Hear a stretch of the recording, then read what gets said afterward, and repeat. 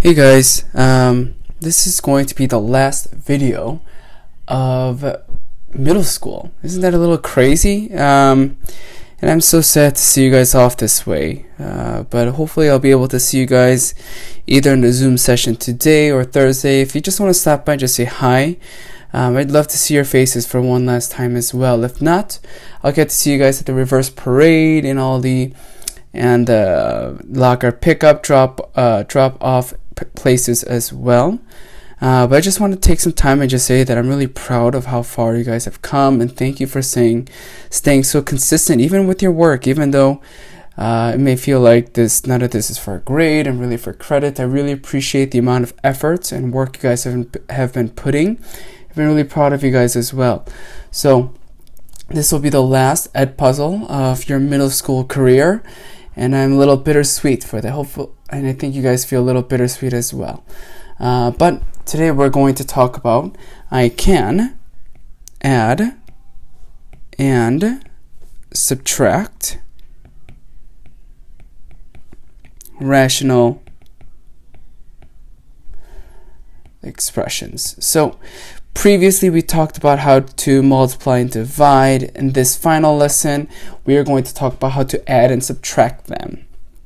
Alright, so warm up, add or subtract these three fractions, and I'll give you guys some time to take care of this as well.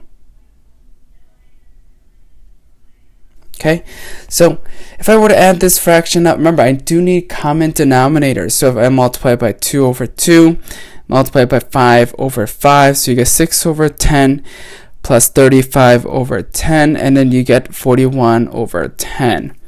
The next one, you always look for your least common denominator. 2 and 3 is 6, so you multiply by 3 and 3, multiply by 2 and 2, so you get 3 over 6 minus 2 over 6, and you get 1 over 6. Last one, it looks like I only have to multiply my first one by 2 over 2 because my least common denominator is 10.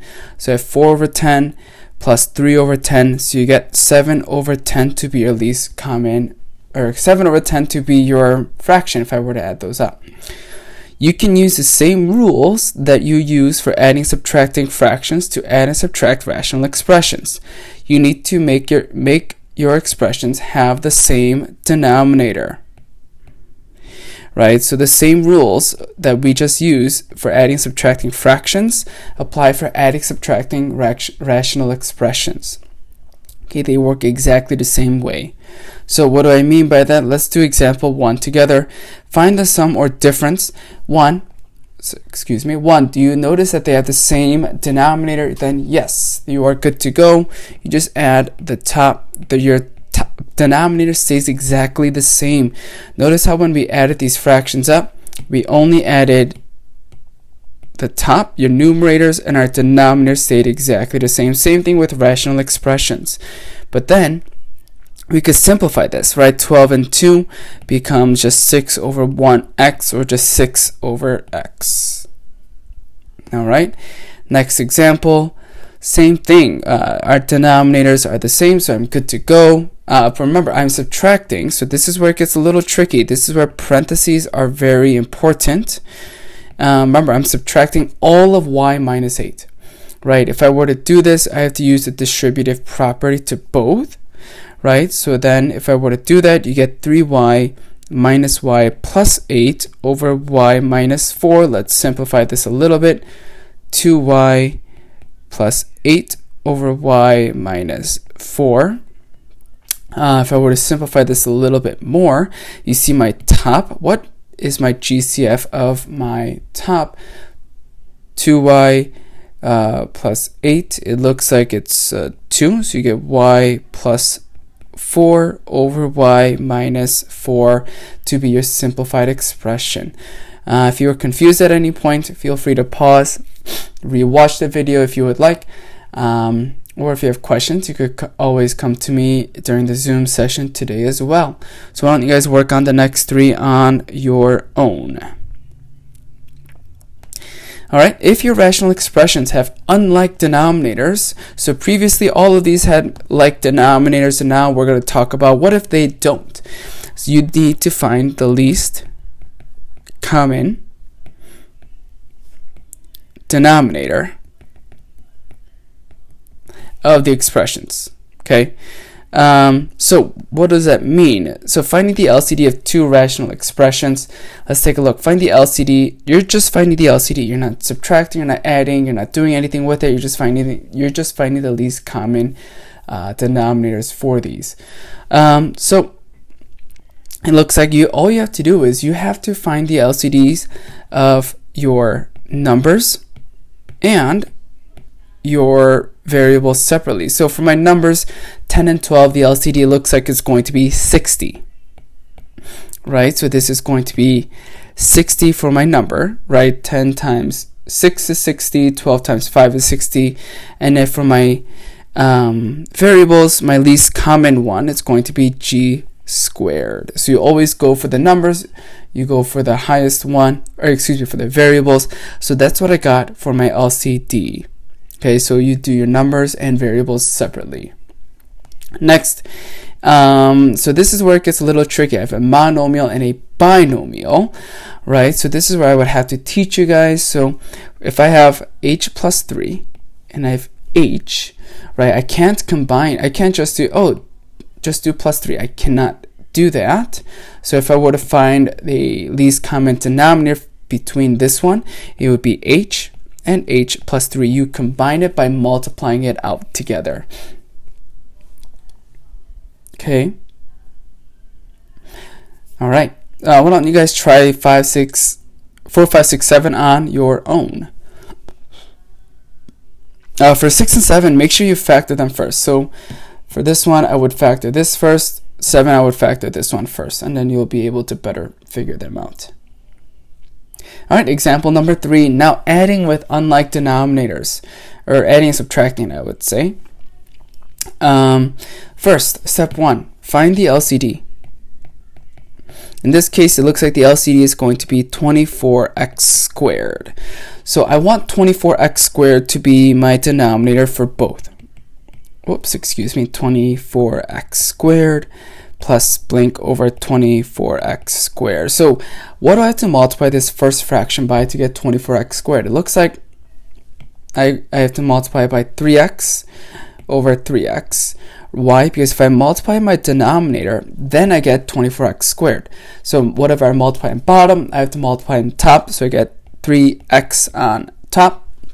Let's do my second one. What I have to multiply to get 24x squared? It looks like just 4, right? 4 over 4, so I get 4 times x minus 2 to be the top one. You add these up, you get 3x plus 4 times x minus 2 all over 24x squared. So let's use the distributive property and simplify. You get 3x plus 4x minus 8 over 24x squared. So you get 7x minus 8 over 24x squared to be your simplified expression. All right.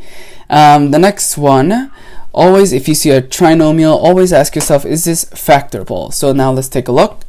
If I do x marks the spot, you get 12, negative 8, I think negative 6, negative 2. Since my first term is 1, it's just going to be x minus 6, x minus 2. So it looks like step 1 is to find my LCD. Well, in this case, my LCD is x minus 6, x minus 2. So now let's subtract them. Rewrite them. Well, my first one already has the denominators to be x minus 6 and x minus 2. So I really don't have to do anything to my first expression. My second one, what do I have to multiply by? Well, the bottom is missing an x minus 2. So if I multiply that by x minus 2, I have to multiply the top one by x minus 2 as well. And now it looks like they have both common denominators, so now I can subtract. So I have x plus 3 minus, I'm going to already use the distributive property, right, all over x minus 6, x minus 2. Now let's subtract, right, I use the distributive property again. I have x plus 3 minus 2x plus 4 all over x minus 6 times x minus 2. Now let's finally combine like terms, and it looks like a negative x plus 7 over x minus 6 times x minus 2. Yeah, so that was a lot of work. But remember, take things slow. Take your time with these. Don't rush into them, and then just keep simplifying as much as you can from there. We have one more example to do, finding the perimeter. Remember, perimeter, you are adding all four sides, right?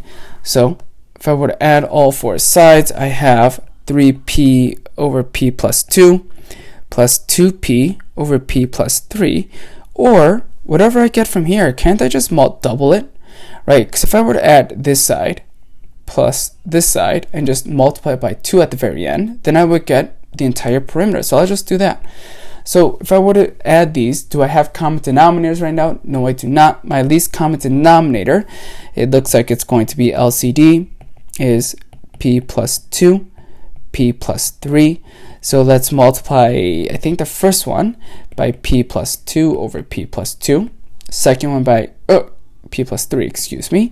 Second one by p plus 2 over p plus 2. If I were to rewrite it, you get 3p over p plus 3 over p plus 3, p plus 2 plus 2p times p plus 2 over p plus 3 over times p plus 2, excuse me.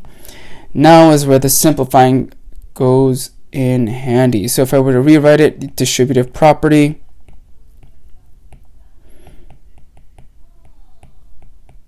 and then the second one would be 2p squared over 4p, excuse me. Oh, this one is 9p. Sorry, I think. This is why you always do math in a pencil.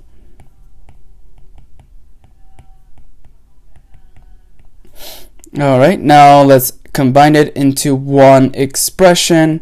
So 3p squared plus 9p plus 2p squared plus 4p all over p plus 3 times p plus 2 combined like terms. My final answer looks like 5p squared plus 13p over p plus 3 times p plus 2. All right, well, and then why don't you guys work on 8, 9, and 10 on your own. Remember, always factor first. I'm taking a look at number 10. Looks like I have to factor that first. All right, after that, fill out your level of understanding. And this is, I'm a little sad. This is our final ed puzzle of the year. I will miss you guys a lot. Hopefully you guys will say hi to me during the Zoom session or during the reverse parade, wherever you guys are. Please take care, stay safe. Have a good summer, and good luck in high school. Feel free to come back to Thomas. I promise I won't act like you guys are strangers to me. All right, well, have a good one, and I'll talk to you guys later. Bye-bye.